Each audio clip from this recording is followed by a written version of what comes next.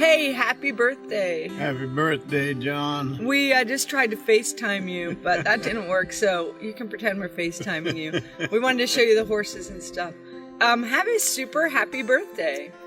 And tomorrow is... Bob's birthday. Bob's birthday.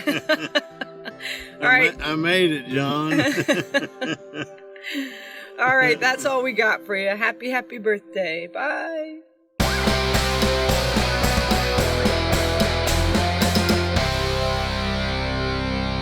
I'm pretty sad today. If you missed the news, John Byrne died the other day, and I'm processing it. Like I told a friend, I always talk about how since I started taking antidepressants, I can't cry anymore, but it turns out that is not true. And after I got the news yesterday, I just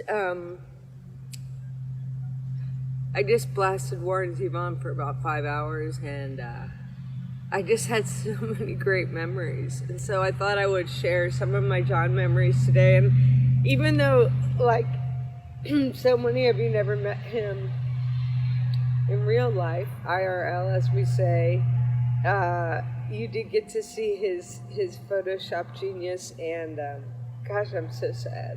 And our friendship, which was just so completely fucking delightful.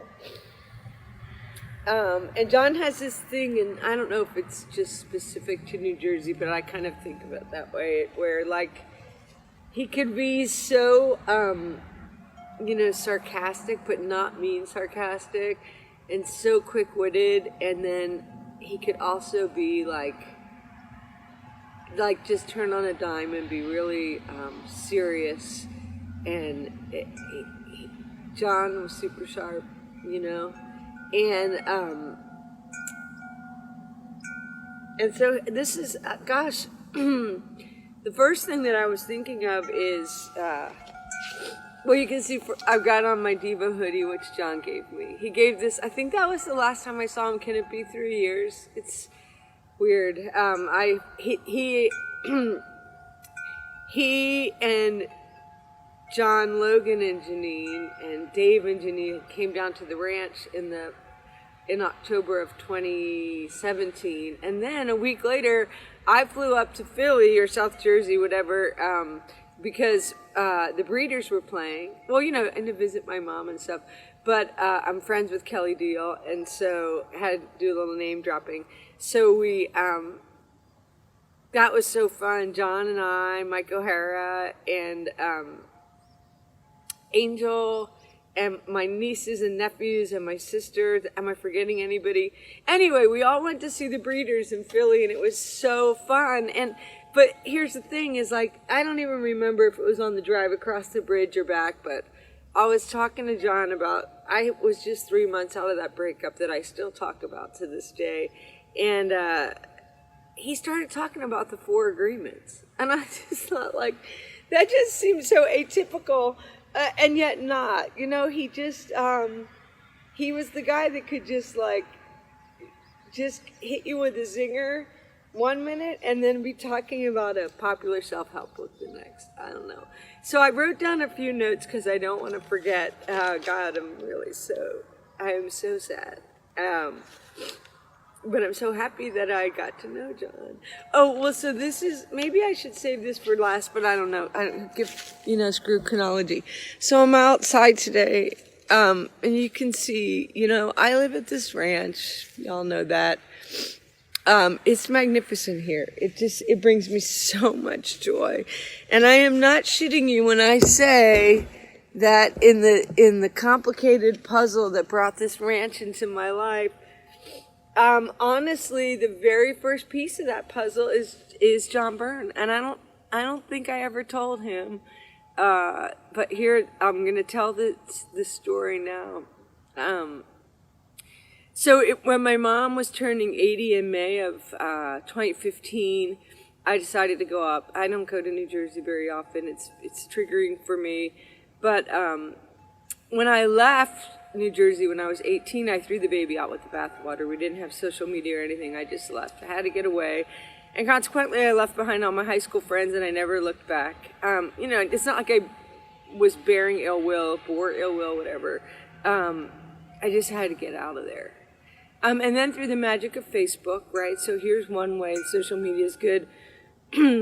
My friends and I found each other after decades, and John was one of those friends.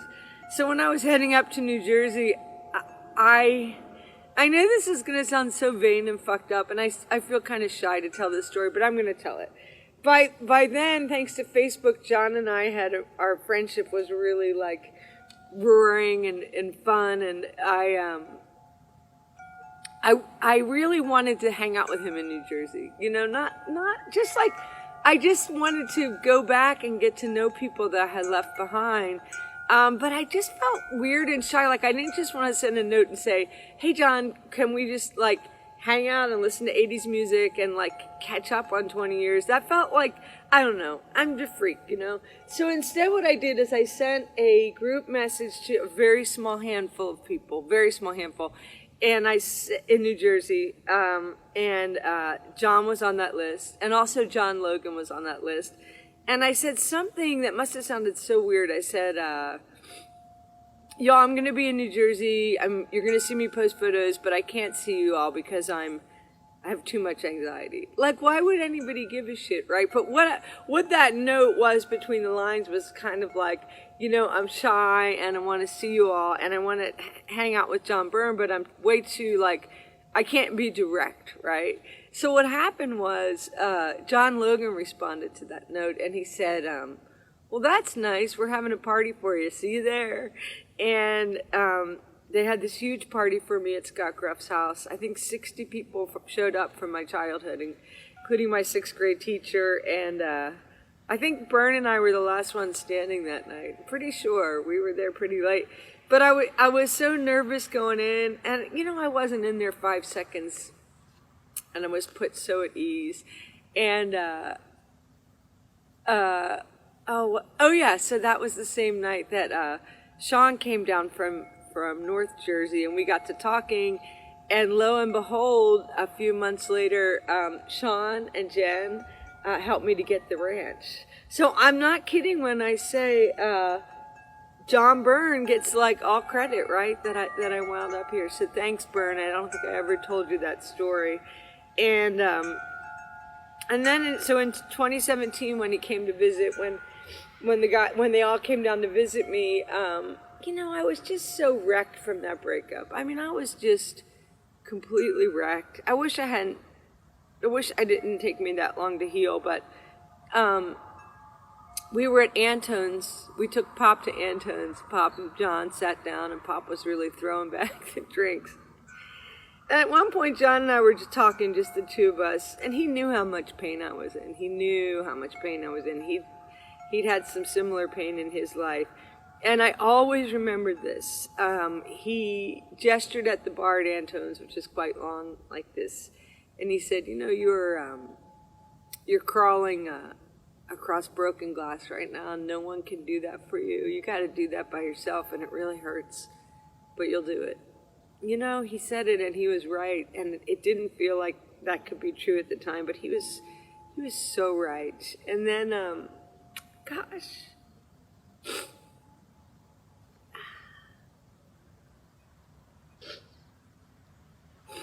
Pop and John loved the shit out of each other.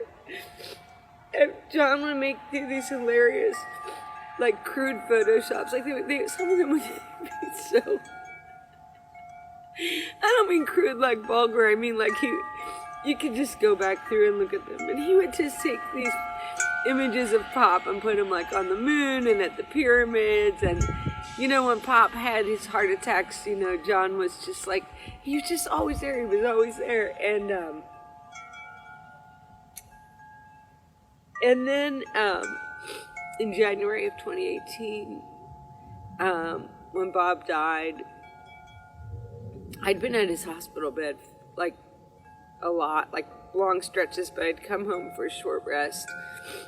And I found out that he died, and I was racing to the hospital, and I don't usually use the telephone. I'm not a telephone person, but I was, and I knew Bob was dying. I knew it, but it was so hard, and I don't like the phone. But I texted John, and he called me right away, and he stayed with me on the line the whole drive to the hospital, and I was shaking, and you know, he said this thing to me that was so profound that I think of it so often. He said, you know, if you like broaden the definition of true love, you found your true love, you found Bob. And he was so right. Gosh, I'm just gonna say a few more things. And I'll post some more photos later of John. God. So,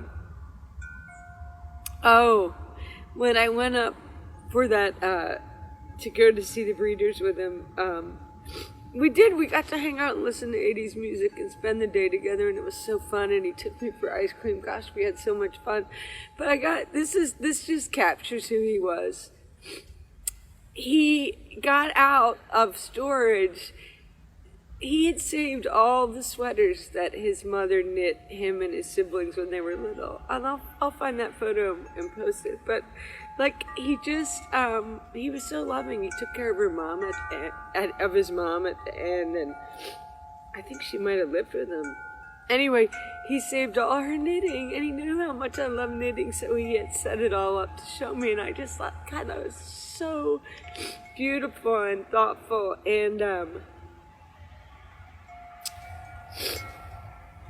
okay, I just got 3 more things. You know, he God, John loved his kids so much, and he loved his grandkids. Pup, he just go look at his Facebook wall. I mean, truly, such a good man. What else? Oh, I know. Yeah, so getting back to like after the breakup, very seriously, John played a huge role in me. I didn't have any self-esteem then. I was just so wrecked.